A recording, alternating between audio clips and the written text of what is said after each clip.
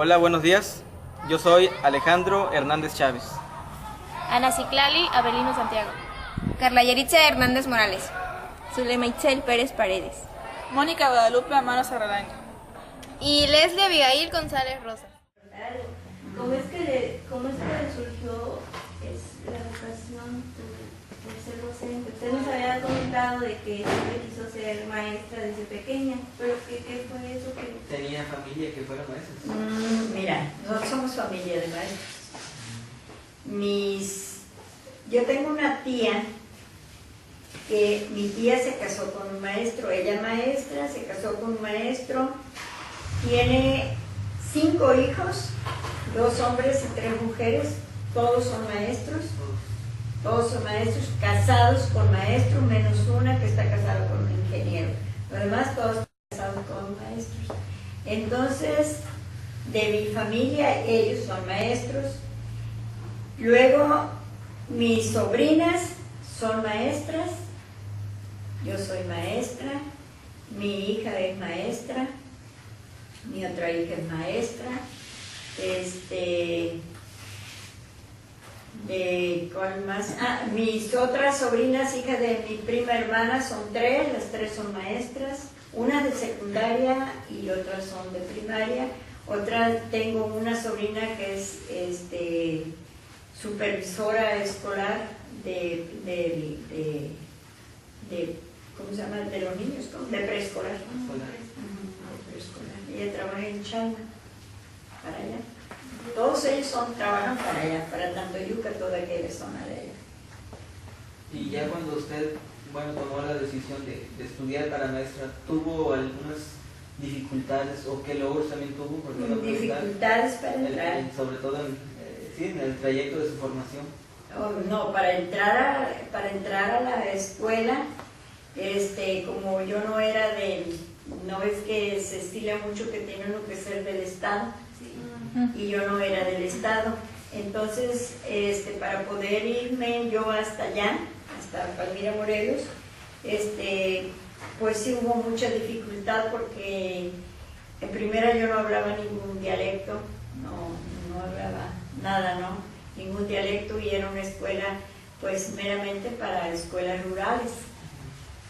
Entonces, pues sí, tuve mucha dificultad para entrar, Sí, pero ya estando allá yo nunca tuve dificultades. Me agarró una huelga muy grande, estando en la escuela me agarró una huelga muy grande, como de 6 meses más o menos. Fue mucho tiempo. Sí, como 6 meses más o menos, o sea que nosotros no tuvimos vacaciones en ese periodo, no tuvimos vacaciones, nos quedamos en el internado a terminar pues lo que no habíamos terminado. ¿De qué manera le afectó esa huelga en su formación? Pues cuando uno es joven le encanta, ¿no? Cuando uno es joven le encanta, porque pues, ¿sabes por qué, hermano? Nos encantaba porque como era una escuela de mujeres, éramos puras mujeres, y que nos cuidaban, venían los del Meche y los de Ayotzinapa a cuidar la escuela. Y eran hombres, pues te imaginas. Sí, no queríamos que terminara la huelga. Sí. ¿En esa escuela donde usted estudió no había varones que estudiaran? No, era una escuela de mujeres. ¿Era especialmente para mujeres? Sí, era internado de señoritas. De mujeres. ¿Y para los varones? Era el Meche, Hidalgo, y Ayotzinapa, Guerrero. Eran las escuelas hermanas, pues. Y la otra escuela de mujeres de Huamantla, que esa todavía existe, el Meche todavía existe, Ayotzinapa todavía existe. Y había otra también hermana, se llamaba Tenería México, esa creo que ya no existe. Usted nos decía, por ejemplo, hace un momento, de los exámenes de los que nosotros o los actuales normalistas maestros hacen para conseguir una plaza. ¿De qué manera ustedes consiguen el trabajo para ser maestros? Uy, no, en aquel entonces ustedes andaban ofreciendo el trabajo. Lo ofrecían. Lo ofrecían. No había maestros. Sí. En donde yo trabajé, yo era la única maestra titulada. Los demás maestros todos tenían secundaria y uno no tenía ni secundaria. Nada más la primaria. Nomás la primaria. Sí, yo escuché ese, bueno, por ejemplo... Sí, entonces, pero entonces, como que tú, yo por ejemplo, mi plaza, yo no tuve ni siquiera fui a Jalapa ni una nada. Yo nada más lo único que hice, llegué con todos mis papeles, el inspector escolar de Tantoyuca fue mi maestro de secundaria, llegué con mis papeles y se los entregué. A los 8 días me puso un telegrama donde me decía que me presentara, me dio 3 lugares para que yo escogiera donde yo me quería ir. Así es. ¿Y por qué decidió irse hasta esa escuela? O sea, considerando el lugar. Economía. Economía. Mis papás no tenían para mandarme a estudiar. O me iba para allá o no estudiaba. ¿Tus papás nunca se opusieron a que No, estudiara eso? nunca, nunca. Mi papá, yo te digo una cosa, mi papá toda mi vida nunca me dijo por mi nombre. Él siempre decía, la maestra.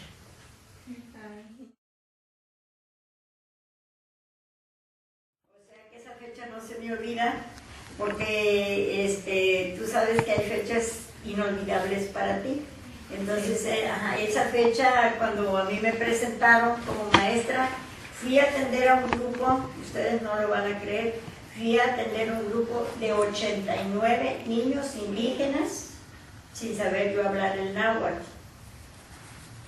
89 niños indígenas de primer año de primaria, y yo no sabía el náhuatl. ¿Cómo le hizo? Pues los niños sabían poco español, lo indispensable. Pues no mucho, no lo aprendí mucho. ¿Cómo organizaba o preparaba sus clases? Pues mira, cuando llegué, tú sabes, ustedes se van a dar cuenta y se van a dar topes cuando empiecen, ¿no? Cuando tú comienzas, pues tratas tú, yo al menos, yo trataba de ver cómo trabajaban mis compañeros, cómo trabajaba la maestra de segundo año, que yo la tenía enfrente, y como no había división, era un salón grandote, grandote sin división, de aquel lado estaba segundo y de este lado estaba primero. Entonces yo veía cómo trabajaba ella, y yo con lo que traía de la escuela y la experiencia de la maestra, entonces yo empecé a usar mis técnicas. La maestra se fijaba cómo yo trabajaba y yo imitaba cosas de la maestra y la maestra cosas mías.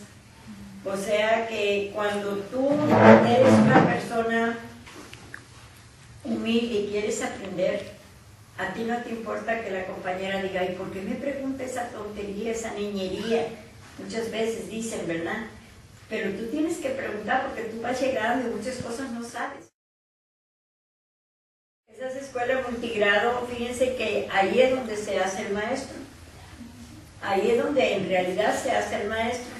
Porque qué fácil es atender, fíjate, es muy fácil atender un grupo cuando tienes donde mando, tienes presencia, porque los niños, desde que tú entras, el niño es muy inteligente. Cuando tú entras al salón, tu presencia es lo que dice todo, tu presencia. Porque si llegas tú con timidez y como metidita por ahí, el niño se da cuenta. Y rápido, mira, así se te sube. Y cuando ya se te sube un niño, se te subió todo el grupo. Él ya ha tenido esa experiencia con niños y al niño no le vas a llegar a gritar, ¿no? Tienes que convencerlo que se tiene que portar bien.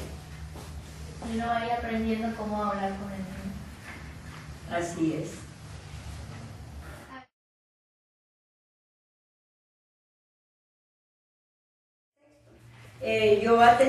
Yo cuando empecé a trabajar con un grupo, pero después me dieron tercero y cuarto. Entonces yo ¿qué hacía? Tenía tercero y cuarto en un solo grupo. ¿Y qué era lo que hacía? Si ustedes se dan cuenta, los ligamentos que hay entre tercero y cuarto, nada más cuarto le pones un poquito más y tercero un poquito menos, casi lo mismo. Ajá, ya sea ciencias naturales, ética, lo que tú le vayas a enseñar al niño, ahorita se llama ética, antes se llamaba civismo. Lo que tú le vayas a enseñar al niño, por ejemplo, yo hacía una sola programación para los dos grupos. Una sola programación. Matemáticas y español enseñaba lo mismo. O sea que mis alumnos de tercero aprendían lo mismo que mis alumnos de cuarto. Exactamente lo mismo y lo podían. Aunque tenían la misma edad, más chicos un año uno y más grandes otros niñitos, pero su mente les daba para aprender. Yo les enseñaba, por ejemplo, en tercer año, les enseñaba sujeto, predicado. En aquellos entonces se usaba el complemento directo, indirecto y todo eso. Pero les enseñaba a tercer año, en aquellos entonces, el verbo se les conjugaba en todos los tiempos. Y en cuarto año ya iba los tiempos compuestos. Pues mis alumnos de tercero aprendían en tercer año todo. Desde aquí hasta allá lo aprendían. O sea, yo juntaba los dos grupos. Ponía en práctica el trabajo colaborativo. Sí.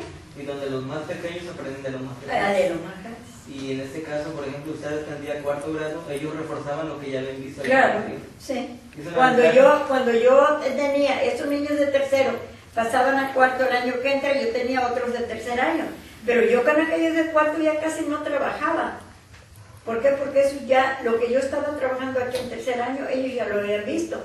¿Qué hacían aquellos niños? Pues me ayudaban. Me apoyaban. Entonces, en el medio rural tú te tienes que valer de 1000 cosas, porque no todo lo vas a tener como en la ciudad. Aquí en la ciudad tienes todo, quieres una lámina, vas y la compras, pero en el medio rural, para ir a comprar una lámina, y más en aquellos entonces que ni láminas había, te valía de 1000 cosas.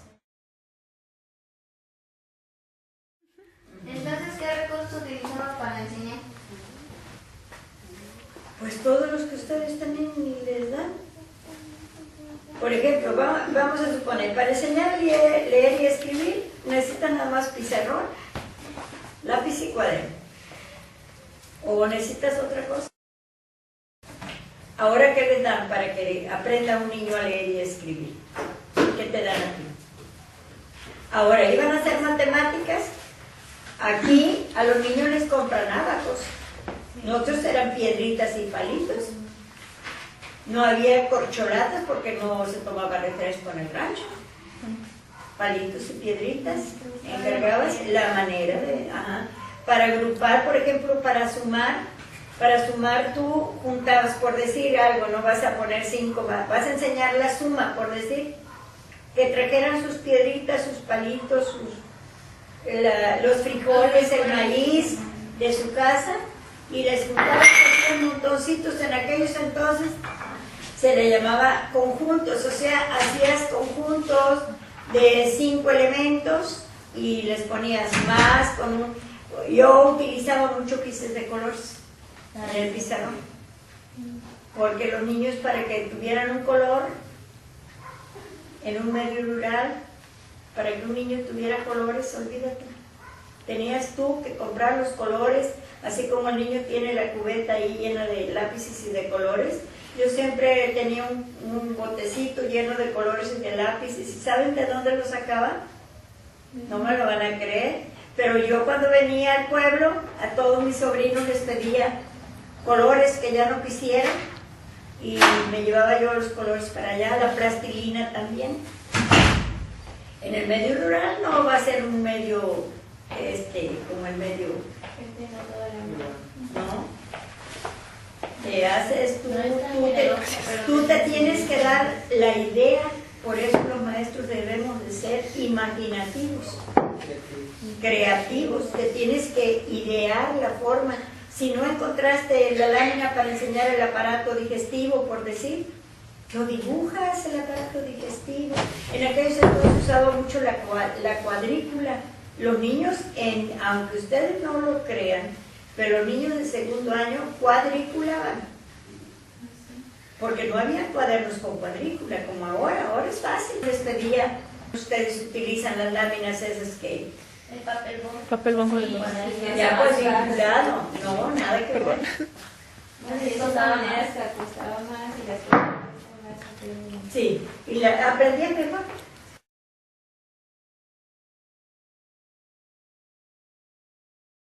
El sistema de calificar también.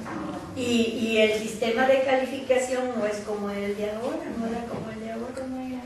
Entonces, por decir, ¿no?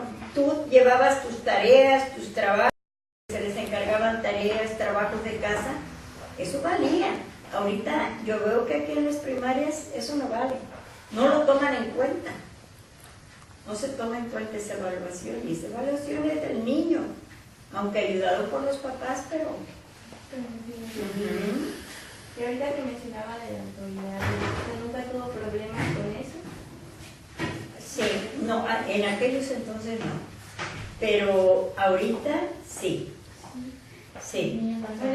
Porque los niños antes, el maestro, la figura del maestro era lo más respetado que se pueda ustedes imaginar. Y si tú le faltabas al respeto al maestro, llegando a tu casa te daban una que ya sabes, pero buena, porque le faltaste el respeto al maestro. Y te llevaban, cuando iban a inscribirte, el papá llevaba una varita y te decía, maestro, vengo a inscribir a mi hijo y aquí le traigo esta vara. Usted sabe lo que hace con él. ¿Sí? Ahora ves tú al niño, nada más con que te quedes viendo al niño, ya le faltaste el respeto y ya te acusaron por recursos humanos y que no sé qué tantas cosas. ¿No es cierto? Sí. Y antes tú podías educarte de diferente manera. ¿Qué considera usted que ha llevado al cambio ese aspecto? Pues mira, yo siento, porque yo te voy a decir cómo trabajé cuando yo llegué a trabajar. El método que se usaba para trabajar era el método de los sonidos. Tú al niño en primer año le contabas un cuento, por ejemplo, para enseñarle la I al niño. Le contabas el cuento de la ratita, que una ratita se metió, que la atrapó ahí el gato, le ponías otra cosa ahí para que los otros niños estuvieran atentos, ¿no? Y la ratita, cuando se vio que el gato lo había agarrado, empezó a hacer a ver el sonido de la ratita, y los niños hacían el sonido de la ratita. Le ponías el dibujo allá, se lo hacías en manuscrito, en aquellos entonces, así, en manuscrito y con letra script, se los hacía. Entonces no se llamaba letra script, se llamaba letra de molde, era la del periódico. Sí, sí. Todos los abuelitos saben escribir. Así es. Y entonces tú enseñabas, para mi parecer, no era correcto. ¿Por qué no? No era correcto. Yo le voy a decir por qué. Mira, cada maestro, y ustedes ténganlo siempre presente, cada maestro utiliza los métodos que le dan, pero empezó a hacer y hace su propio método. El propio estilo de cada... Sí, mira, por ejemplo, yo no lo veía bien. Yo lo empecé a estudiar ya cuando había tenido unos 5 o 6 años de experiencia en la escuela, ¿no? Primero pues yo así lo enseñaba, pero yo ya después vi que la I solita no quería decir nada. La I solita no dice nada. Pero yo decía, pero si a la I, por ejemplo, yo voy a enseñarles una palabra a los niños donde lleve I, por decir. Por ejemplo, Susi, o no sé, una palabra que llevara iglesia, que llevara la I de diferente manera. Entonces tú le enseñabas la palabra al niño y le encerrabas la I. Y ya el niño veía que la I podía ir en cualquier palabra.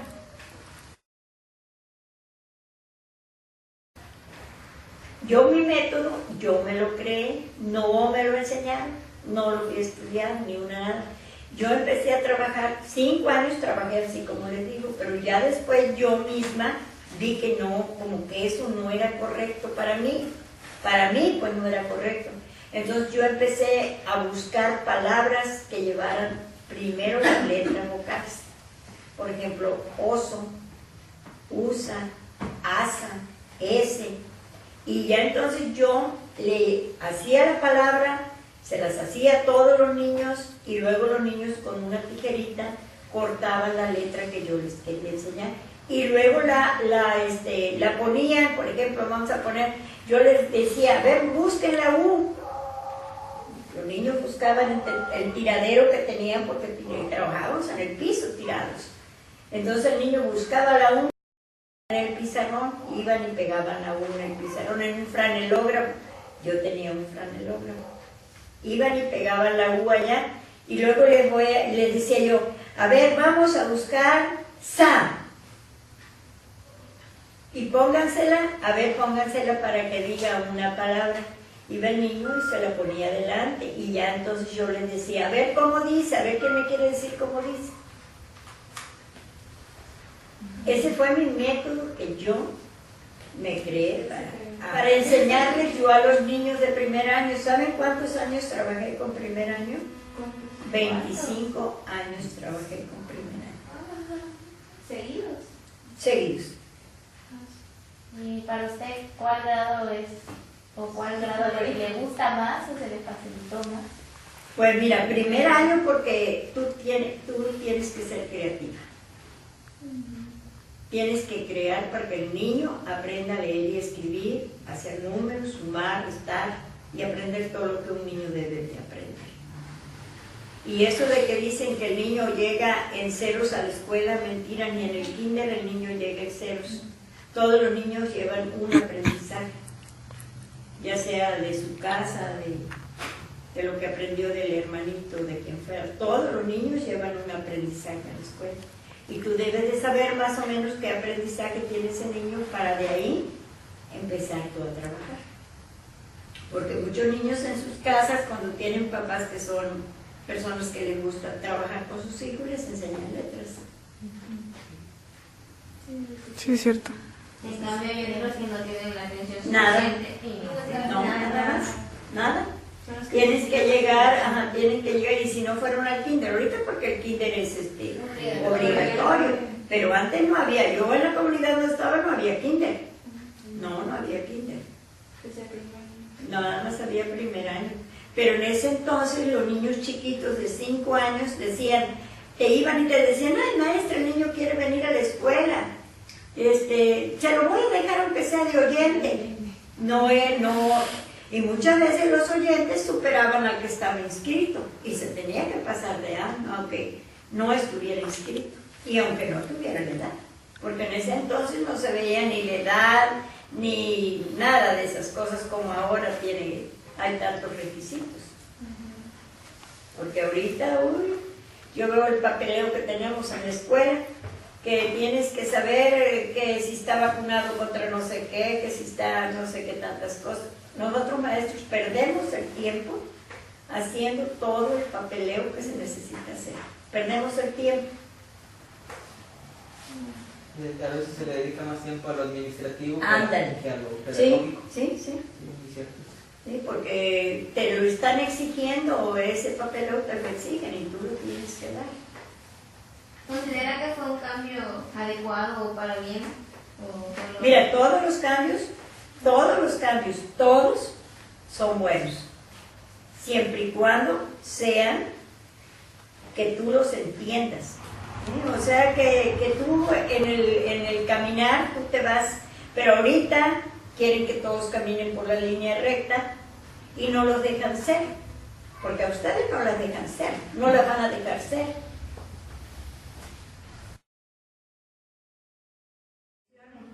Y ahorita ya estoy viendo yo que este señor que no sabe nada de nada, es el director, Chauffet, ¿cómo se llama? El señor ya ahorita está estudiando nuevas estrategias y nuevas no sé qué cosa para cambiar nuevamente los programas de educación, porque está estudiando el de Venezuela, está estudiando el de Brasil, el de España, el de no sé qué. Y yo le digo una cosa, nosotros no somos ni españoles, ni venezolanos, ni argentinos, ni peruanos, somos mexicanos. Y debemos de crear una educación para los mexicanos. Y por eso ven que estamos como estamos. Por eso ven que estamos como estamos. porque la educación la estamos copiando de otros países. Donde la Y educación- nosotros aquí necesitamos gente que sea mexicana. Yo no te voy a enseñar a ti las técnicas que usan en Venezuela. ¿Por qué? Porque tú no eres venezolana, ni argentina, ni peruana, ni española, eres mexicana. Además de que no son las mismas características del contexto, Nada. ni economía, ni nada. Nada que ver, nada que ver. Nada que ver. Y en cambio, nos los mandan como para que nosotros, por ejemplo, esto de los proyectos, que para que razone mejor el niño, que ahora el niño es el que va a hacer sus propios conceptos, que sea autónomo. Pero hay niños que necesitan forzosamente que alguien los guíe, sí, que alguien los guíe. ¿Qué opinión tiene usted acerca de lo que es la educación pública aquí en México? La pública. Sí, la educación pública. Como los hijos de los- Mira, yo muchos años yo fui maestra de educación pública, porque yo tengo 23 años trabajando en esa escuela particular, pero antes yo trabajé, pero los libros, ni siquiera estos libros de ahorita, no tienen ni siquiera la 10ª parte de los libros. ¿Sabes qué reforma estuvo muy bonita? No sé cómo se llamaba, ya no recuerdo. Pero las de los libros que traen la pasta de la patria. Con esos libros, fíjate, con esos libros empezó a estudiar mi hija, la mayor, ella es maestra de secundaria, mi hija la mayor. Ella empezó a estudiar con esos libros. Cuando ella iba como en 5º o 4º año, mandaron otros libros. Pero esos libros te enseñaban, yo tengo muchos libros de eso, los tengo en la escuela, porque de ahí saco mucho ejercicio. Ahí te enseñaban esos libros muchísimas cosas. Se perdió, de ahí para acá, se perdió la historia, se perdió el civismo. ¿Por qué crees que ahorita a fuerza quieren meterle a los niños ética y civismo? Porque los niños, ustedes no les enseñaron civismo. A ustedes no les enseñaron civismo. Les enseñaron en la secundaria, en la preparatoria, pero en la primaria no llevaban civismo. Nada más era español, matemáticas, integrado, ciencias naturales. Sí. Integral, Sí. así como tú dices. ¿Qué te enseñaban? Nada. Por ejemplo, de historia, ahorita yo estoy leyendo la historia de Veracruz, porque me toca el 3er año, la historia de Veracruz. Este libro que acaban de editar, el nuevo que editaron, tiene muchas cosas buenas, muchas cosas buenas. El de geografía le quitaron todo. Al libro de geografía que viene integrado en el de historia, le quitaron todo, porque ahí ya no vienen las regiones.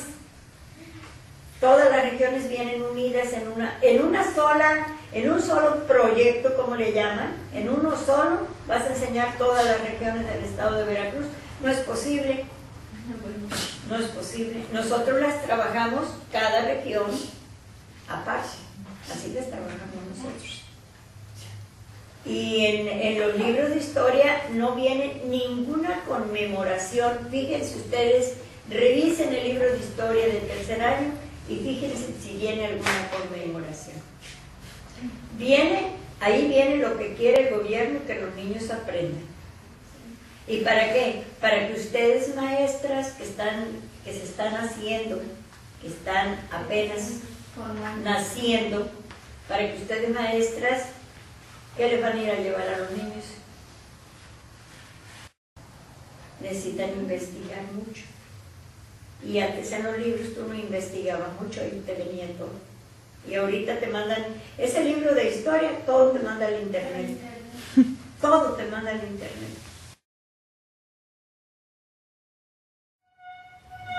Y muchas cosas son buenas, pero muchas cosas son malas. Y ahorita esta reforma no es reforma educativa.